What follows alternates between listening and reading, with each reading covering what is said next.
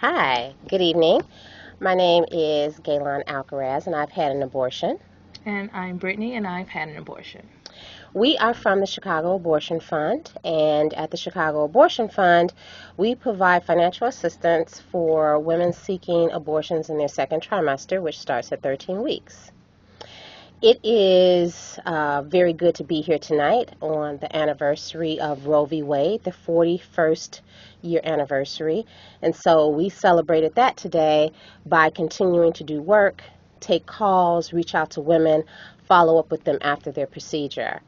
And we're going to really just talk tonight and focus on the history of Roe then and now, and how all this stuff incorporates into reproductive justice framework.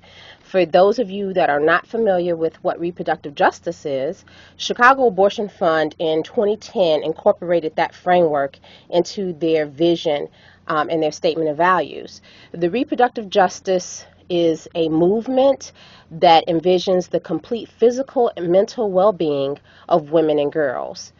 And when women and girls have everything that they need economically, social, political power, and the resources to make healthy decisions about themselves and their families, that's when we will have realized true reproductive justice.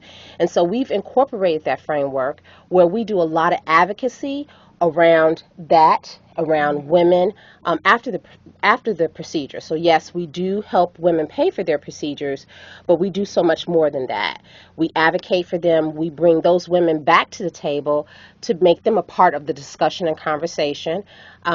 Providing them with leadership development, peer-to-peer education, mentorship, a variety of things. So these women, vulnerable, marginalized women that initially called the hotline for funding, can become a part of this movement, and that their voices are heard around these issues of injustice.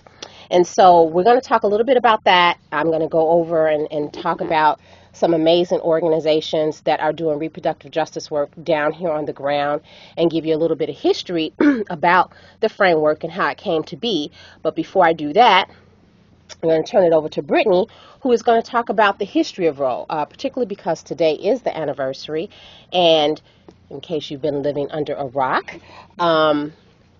she's going to give you some background on that. So take it And away. great. So, as Gayla mentioned earlier, that today is the 41st anniversary of the Roe v. Wade decision, which basically made it legal for women to have abortions. Women were seeking abortion services before then, but it was illegal, and a lot of women were, having back alley abortions. It was dangerous, but they were still trying to exercise their right to, I guess, seek abortion and choose abortion services. So the Supreme Court ruled that up until the fetus is viable outside of the womb, that women can seek abortion services and have abortions, and not providers won't be arrested. The women won't be then penalized for seeking services as well. So we won a huge battle that day. We really did. But going forward, there were plenty of other laws and bills and a lot of things introduced that tried to hack away at that Supreme Court decision and that ruling. And that's why Chicago Abortion Fund does a lot of the work that we do, as well as some of the other organizations we're going to mention, and just reproductive justice organizations around the country. I guess I would turn it back over to Galen to talk more about some of those organizations. Okay, so I gave you a little background on reproductive justice and the framework and what that means. And so I want to give you a little bit of history of how that framework came to be. This is also, the year 2014 is also the 20th year anniversary of the development of that framework. So we're in a very monumental year in terms of the grassroots work that a lot of organizations have been doing on the ground. A group of women of color came together and caucused back in 1994 at a primarily white pro-choice conference, and they began to discuss other issues, other social issues that were impacting women. And so, even though this conference was about abortion rights, they knew that women on a daily basis were dealing with more than just accessing abortion. There were so many other social justice issues that impacted a woman's reproductive health. And so under the Human Rights Declaration, they began to talk about reproductive rights and social justice issues, and there they merged those two things together to come up with reproductive justice. Some of the foremothers of that movement and developing that framework was Loretta Ross, who was formerly of Sister Song, and a former executive director here at the Chicago Abortion Fund, Tony Bond Leonard. And so those were the founding mothers, and we really honor them today because they had the foresight to bring that movement, that framework to the forefront and to the mainstream. And it's been, out here, and a lot of organizations are using that framework in a way to drive how they make a change. A lot of organizations are using that word, but are not necessarily doing reproductive justice work. And so we wanted to make sure that we highlighted some. It's plenty of organizations all around the country, and we can't go over all of them right now, but we wanted to highlight a few of them that are doing some amazing, amazing work, and hopefully you can go online and look them up and give them support where needed. Before I actually go into that, I am going to go to our overhead so that if you're out there and you need support or financial assistance for your procedure, or you have any questions about the work that we do, we want to make sure that you have our contact information. So here is our information. Of course, you can reach us at the phone number you see listed, 312-663-0338. Our website is listed there as well. So feel free to reach out to us in any of those manners. So one of the organizations that I hold very, very dear to my heart, I sit on the board with them, is the Illinois Caucus for Adolescent Health. And what they do, they empower youth and allied adults who transform the public consciousness and increase the capacity of family, school, and healthcare systems to support sexual health, rights, and identities of youth. They do a lot of policy around the sexual health and rights of youth here in Illinois. And so they're an amazing organization. They have an amazing group of young people doing work that go out to Springfield, to the Capitol, do advocacy day, do trainings, reproductive justice trainings. And so they are one of the organizations down on the ground here in Illinois that are doing some amazing reproductive justice work.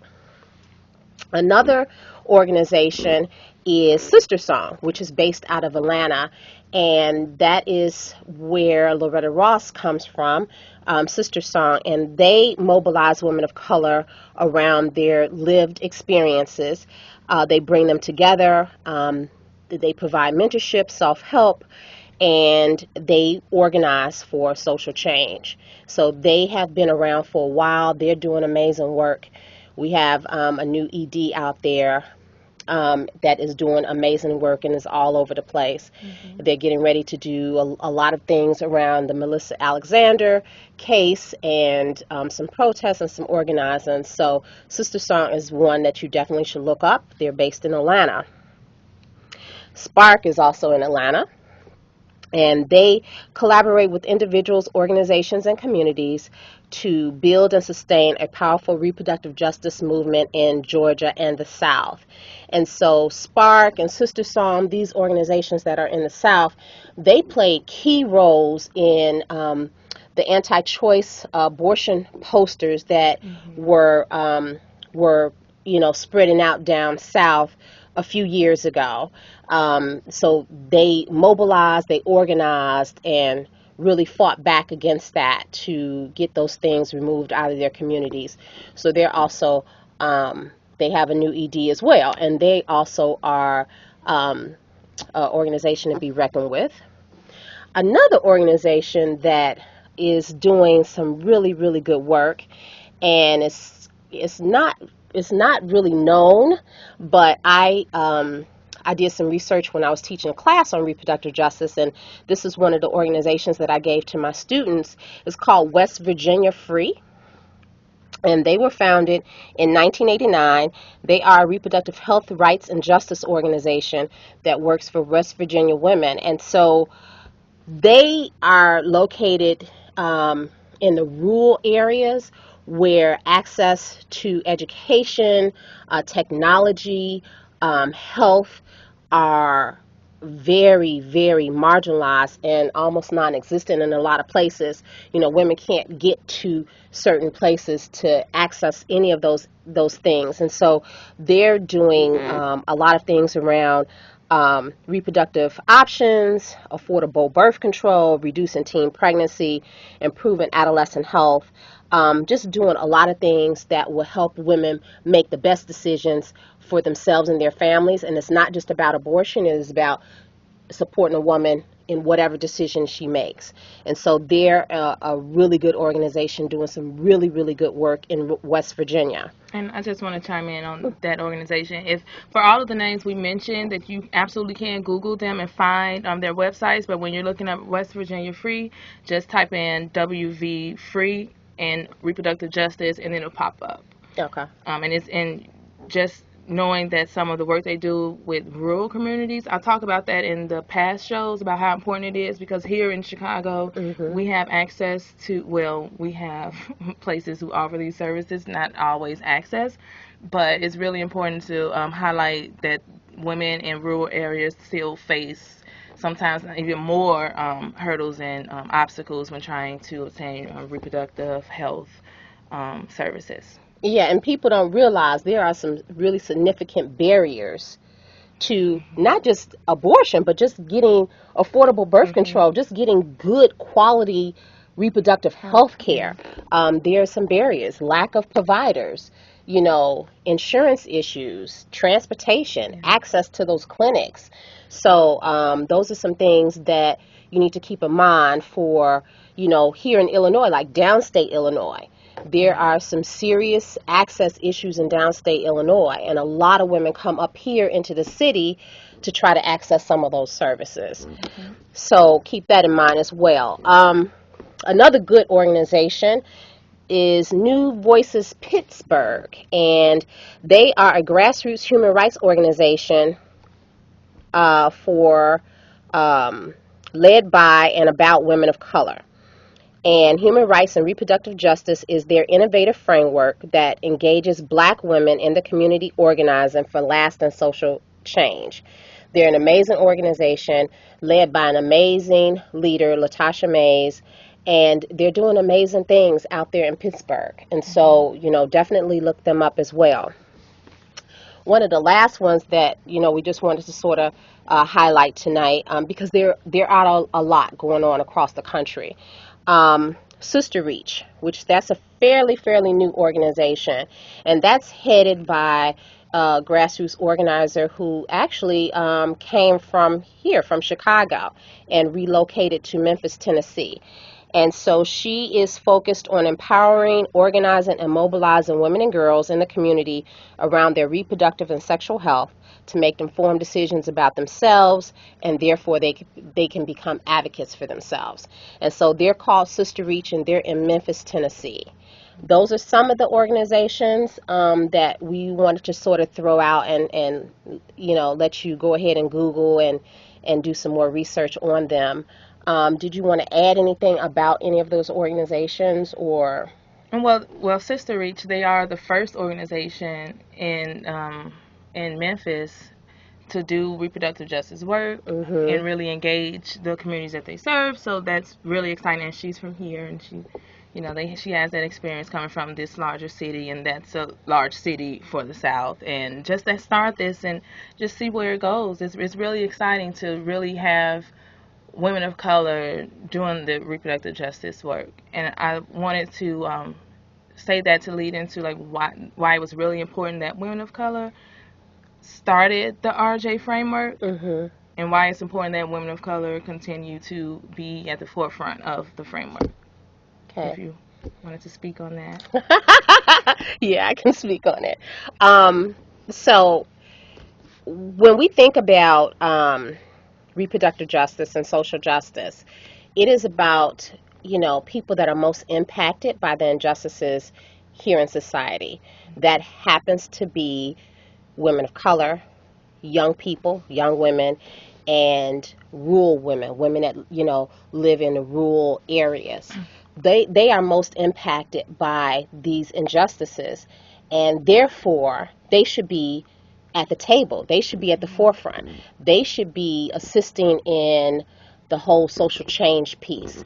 Um, One of the things that we do notice, though, is that because reproductive justice is now the buzzword, a lot of organizations use that word and they're not doing the work. And so you'll see these big organizations that say that they're working from a reproductive justice lens, but they don't have, that type of framework set up in their organization to actually do it. So it is really important for those that are most impacted to be at the table, to be part of the discussion. Marginalized women, vulnerable women deserve to have their voices heard on these issues, and they know what is best for themselves and for the families that they have. And so they should be there helping in the decision making process, talking to legislators, being change agents in their communities. They have that right and they should be. I'm not going to walk around and act like I am the spokesperson for every woman, every woman of color. And so I don't think it's fair for me just to be like the head to be able to speak on every single issue in every single community here in Chicago. That's not fair. The ones that are most impacted should be the ones that are talking about it. And that's what we believe, and that's why it's really, really extremely important for them to be at the table doing this work. And that's one of the most intriguing parts about CAF that really, really engaged me. I wanted to become involved with the organization, with Chicago Abortion Fund, because it did bring in the women just like me from Tell low me your income. story first, Oh. because a lot of people don't know your story, so tell me I your know. story. So, wow, about 7 years ago, almost 7 years ago, I became pregnant. I decided that I wanted to have an abortion. I thought that I could, use my medical card and go in and have it. It was a tough decision for me to make, but I made that decision. But there was a barrier. I didn't have the money. I couldn't cover the entire procedure costs. So I found some resources that had Chicago Abortion Fund on there, and I called them and got through to the line, and the rest is really history, literally. But I got funding from the organization. They conducted follow-up calls. First of all, just make sure I was okay, which is something that I hadn't experienced up until that point. Just going to the doctor or any other thing I would do regarding my health, I didn't get like follow-up calls. If you get a follow-up call, it's something bad most of the time. But they checked on me, see if I was okay, asked me if there was anything I needed assistance with, they could possibly, help me, link me up with different resources. And I was like, sure, of course. I was working part-time. I needed to find maybe some better housing, full-time employment, get back in school, do a lot of things. So I just trusted them and came down to the organization and ended up meeting some of the most amazing women that I've ever met. And to see other women just like me who are mothers, who are here struggling, trying to make it, or running organizations who actually care about other women like me was something I had never experienced. And then inviting me to the table, teaching me about reproductive justice, because before I called Chicago Abortion Fund, I had no idea what reproductive justice was. Had never even heard of it, and wasn't really familiar with the pro-choice movement. I knew that choosing abortion was something that was a decision that I made, but it's being an advocate and being pro-choice and any of that stuff, it came after I became affiliated with the Chicago Abortion Fund. But it was so interesting to see, and really inspiring, empowering to see other women like me in leadership and really learning about their reproductive health and how to become leaders and advocates for themselves as well as those in their communities. Because with me learning, I took that back and taught the people that I know, or just suggested that they do some of their own research. But I'm truly grateful. So that's my story. Volunteered for a while. I was with the My Voice, My Choice leadership group. I've mentioned them on several of the shows, if not all of them. That's the advocacy component of the Chicago Abortion Fund. And so we got a lot of training about reproductive justice, how to lobby, how to talk to elected officials. We traveled, sat on panels. We did so much stuff. I had never even been on a plane at that point. So just learned a lot. And if I was offered the position of deputy director last year, and I graciously accepted. And I mean, this has just been a whirlwind experience, but I am truly grateful for this organization and that they incorporate reproductive justice in their work, because there it is. Like thinking about my entire life and how can we better it? How can we just make some changes for the better? And I'll be there at the table, on behalf of myself. So I'm grateful for that. That's a good story. Before I go any further, I'm going to flip to the overhead really, really quickly. So if you need assistance, there's our contact information there, 312-663-0338. Feel free to give us a call regarding questions, how our service works, or you can look us up on the web. There's our website. We're all over the web, so we're on Facebook and we're on Twitter and all the social media. So if you want to read more about us or some of the things that we have been doing, all you have to do is Google us.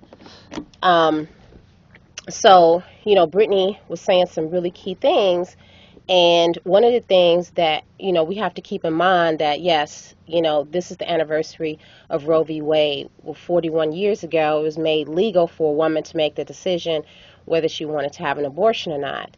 However, what we know and what we understand, the work that we're doing here on the ground, the practice is, and what we know is that it might as well be illegal for a lot of women in a lot of states, in a lot of counties here, because they can't access it through whatever means, financial barriers. They can't get to providers. There are no providers. Right, one or none. They're one or none.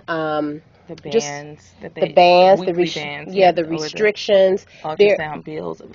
Exactly. All these things impact whether a woman can access that. And so, yes, abortion is legal, but it might as well not be legal for a whole lot of women. So we still have a whole lot of work to do going forward. And, we believe that working from a reproductive justice framework, we can further the movement because we are incorporating all the social injustices that impact a woman and her reproductive health, so that she can, she won't be able to make good decisions for herself. So that's why we do that work, and, we are glad to do that work. We're glad, and we do so not ashamed at all, to help women pay for their abortion procedures because they need that, and abortion is something that's necessary for a lot of women. 1 in 3 women will have an abortion in their lifetime. It's something that's necessary.